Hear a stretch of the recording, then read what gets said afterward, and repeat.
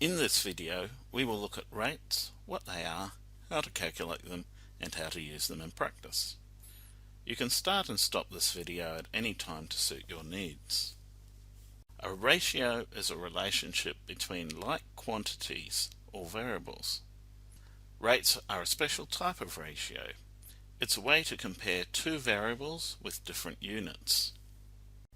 Some examples include 3 penguins for $10 or 42 exams per class.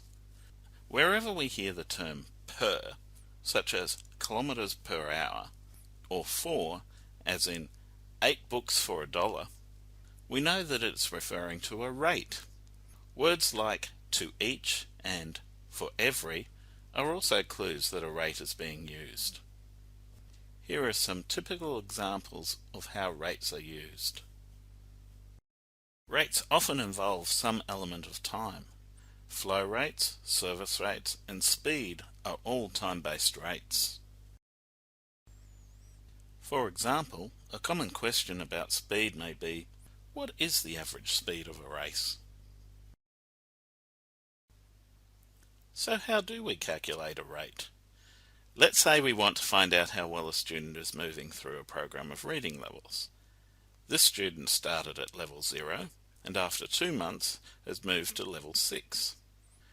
We can say that the learning rate is 6 levels for 2 months. While this is a valid form to present such a rate, it is a little cumbersome. By dividing the values 6 by 2, we achieve a simpler form. This is called a unit rate, which determines the value in comparison to a single unit. In this case, the unit rate is 3 levels per month for our student. This can also be written with a slash. The learning rate of the second student is calculated in the same way. In this case, she has been on the program for 6 months and has progressed to level 9. This gives a learning rate of 1.5 levels per month. When comparing rates, it's useful to firstly convert to unit rates.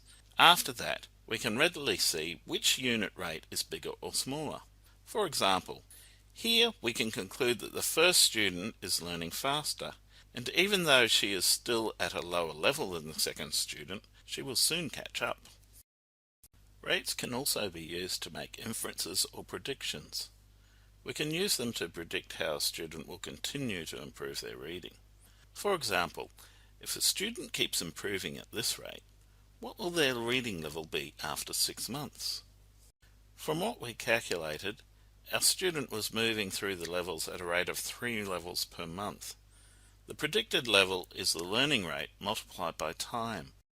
So it takes 3 levels per month times 6 months. This results in a prediction that the student will reach level 18 by the end of 6 months. Not a bad achievement by the student. We hope this presentation has helped you consolidate your knowledge on rates and how they are applied. Further resources and practice questions can be found on the LEO site.